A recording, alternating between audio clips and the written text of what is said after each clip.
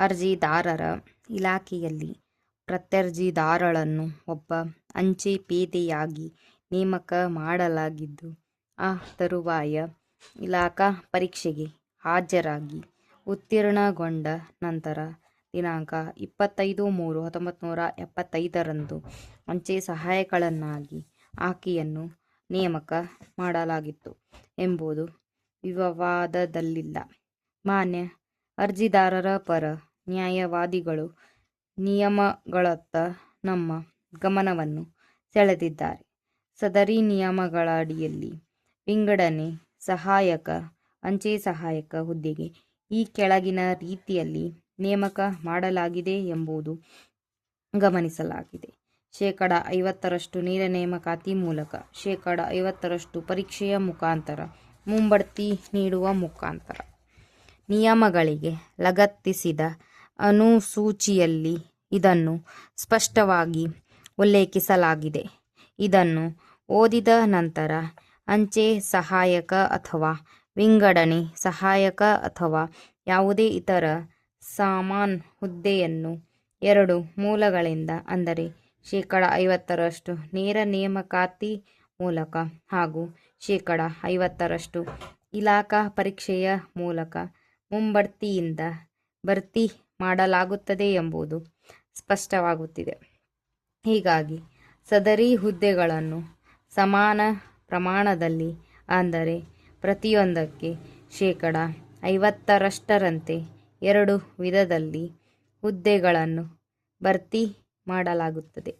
ಈ ಸಂದರ್ಭಗಳ ಹಿನ್ನೆಲೆಯಲ್ಲಿ ರಾಜಸ್ಥಾನ ಉಚ್ಚ ನ್ಯಾಯಾಲಯದ ಜೋಧ್ಪುರ ಪೀಠ ಮತ್ತು ಮದ್ರಾಸ್ ಉಚ್ಚ ನ್ಯಾಯಾಲಯದ ವಿಭಾಗೀಯ ಪೀಠಗಳಿಂದ ಉದ್ಭವಿಸಿದ ವಿಶೇಷ ಅನುಮತಿಗಳ ಅರ್ಜಿಗಳನ್ನು ವಜಾಗೊಳಿಸುವಿಕೆಯು ವಿಶೇಷವಾಗಿ ಸಂವಿಧಾನದ 141ನೇ ಅನುಚ್ಛೇದದ ಅರ್ಥವ್ಯಾಪ್ತಿಯಲ್ಲಿ ನಿರ್ದಿಷ್ಟವಾಗಿ ಕಾನೂನಿನ ಪ್ರಶ್ನೆಯನ್ನು ಮೊಕದ್ದಮೆಯಲ್ಲಿನ ವಿವಾದಕ್ಕೆ ಸಂಬಂಧಿಸಿದಂತೆ ಮಾನ್ಯ ಸರ್ವೋಚ್ಚ ನ್ಯಾಯಾಲಯದ ನಿರ್ಣಯಕ್ಕೆ ಬಿಟ್ಟಾಗ ಅದು ದೇಶದ ಕಾನೂನಾಗಿರುತ್ತದೆ ಎಂದು ಇಂಗಿತವಾಗುವುದಿಲ್ಲವೆಂದು ನಿರ್ಣಯಿಸಲಾಗಿದೆ. ಈ ಸಂದರ್ಭ ಹಿನ್ನೆಲೆಯಲ್ಲಿ ರಾಜಸ್ಥಾನ ಉಚ್ಚ ನ್ಯಾಯಾಲಯದ ಜೋಧ್ಪುರ ಪೀಠ ಮತ್ತು ಮದ್ರಾಸ್ ಉಚ್ಚ ನ್ಯಾಯಾಲಯದ ವಿಭಾಗೀಯ ಪೀಠ ಇವುಗಳ ಆದೇಶದ ಸಂಬಂಧವಾಗಿ ಮಾನ್ಯ ಸರ್ವೋಚ್ಚ ನ್ಯಾಯಾಲಯವು ನೀಡಿದ ವಿಶೇಷ ಅನುಮತಿ ಅರ್ಜಿ ವಜಾಗೊಳಿಸುವಿಕೆಯ ದೃಷ್ಟಿಯಿಂದ ದಿನಾಂಕ 2/8/2018 ಕರ್ನಾಟಕ ಉಚ್ಚ ನ್ಯಾಯಾಲಯದ ಪ್ರಧಾನ ಪೀಠದ ವಿಭಾಗೀಯ ಪೀಠದ ಆದೇಶಕ್ಕೆ ಬದಲಾಗಿ ಪ್ರಸ್ತುತ ಮೊಕದ್ದಮೆಯಲ್ಲಿ ಇದನ್ನು ಅನ್ವಯಿಸಬೇಕಿತ್ತು ಎಂದು ಅರ್ಜಿದಾರರ ಪರ ಮಾನ್ಯ ವಾದಿಗಳು ವಾದಿಸಿರುವುದರಲ್ಲಿ ಯಾವುದೇ ಹುರುಳಿಲ್ಲ. ಈ ಸಂದರ್ಭಗಳಲ್ಲಿ ಪ್ರಸ್ತುತ ಮೊಕದ್ದಮೆಯಲ್ಲಿ ಶ್ರೀ ಎಂ. ಬಿ. ಶಿವಲಿಂಗಪ್ಪನವರು ಮೊಕದ್ದಮೆಯಲ್ಲಿ ಈ ನ್ಯಾಯಾಲಯದ ಸಮನ್ವಯ ಪೀಠದ ಆದೇಶವನ್ನು ಅನುಸರಿಸಬೇಕು ಮತ್ತು ಇದರಲ್ಲಿರುವ ಪ್ರತ್ಯರ್ಜಿದಾರರು MACP 3 ಯೋಜನೆ ಅಡಿಯಲ್ಲಿನ ಪ್ರಯೋಜನಗಳಿಗೆ ಹಕ್ಕುಳ್ಳವರಾಗಿಲ್ಲವೆಂದು ನಿರ್ಣಯಿಸಬೇಕು ಎಂಬುದನ್ನು ನಾವು ಮನಗಂಡಿದ್ದೇವೆ. ತದನುಸಾರವಾಗಿ ರಿಟ್ ಅರ್ಜಿಗೆ ಅನುಮತಿ ನೀಡಲಾಗಿದೆ.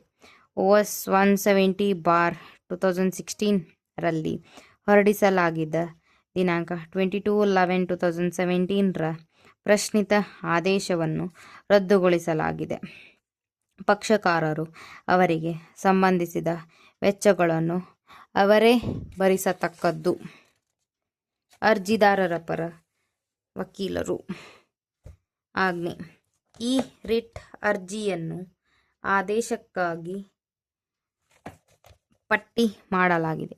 ಆದಾಗ್ಯೂ ಭಾರತ ಒಕ್ಕೂಟ ಮತ್ತು ಅಂಚೆ ಇಲಾಖೆ ಪರ ಮಾನ್ಯ ನ್ಯಾಯವಾದಿಗಳು ಹಾಗೂ ಪ್ರತ್ಯರ್ಜಿದಾರರ ಪರ ನ್ಯಾಯವಾದಿಗಳ ಸಮ್ಮತಿಯಿಂದ ಅಂತಿಮವಾಗಿ ಇದನ್ನು ಸುನಾವಣೆ ಮಾಡಲಾಗಿದೆ. ಅರ್ಜಿದಾರರಾದ ಭಾರತ ಒಕ್ಕೂಟ ಮತ್ತು ಅಂಚೆ ಇಲಾಖೆ ಇವರು OS ಸಂಖ್ಯೆ 170/2016ರಲ್ಲಿ ಹೊರಡಿಸಿದ ದಿನಾಂಕ 22/11/2017ರ ಆದೇಶವನ್ನು ಪ್ರಶ್ನಿಸಿದ್ದಾರೆ. ಅದರ ಪ್ರತಿ ಅನುಬಂಧ ಎಯಲ್ಲಿದೆ. ಸದರಿ ಆದೇಶದ ಮೂಲಕ ಆಡಳಿತ ನ್ಯಾಯಾಧಿಕರಣವು ಇದರಲ್ಲಿ ಇನ್ನು ಮುಂದೆ ಅನುಕೂಲಕ್ಕಾಗಿ ನ್ಯಾಯಾಧಿಕರಣ ಎಂದು ಉಲ್ಲೇಖಿಸಲಾಗಿದೆ. ಪರಿಮಿತ ಇಲಾಖಾ ಸ್ಪರ್ಧಾತ್ಮಕ ಪರೀಕ್ಷೆ ಆಧಾರದ ಮೇಲೆ ಅಂಚೆ ಸಹಾಯಕ ಹುದ್ದೆಗೆ ಅರ್ಜಿದಾರ ನೇಮಕಾತಿಯನ್ನು ಮುಂಬಡ್ತಿ ಎಂದು ಪರಿಗಣಿಸಲಾಗಿತ್ತು. ಆದರೆ ನೇರ ನೇಮಕಾತಿಯ ಪ್ರಕರಣವೆಂದು ಪರಿಗಣಿಸಬಹುದು ಎಂದು ನಿರ್ಣಯಿಸಿ ಮೂಲ ಅರ್ಜಿಗೆ ಅನುಮತಿ ನೀಡಿದೆ.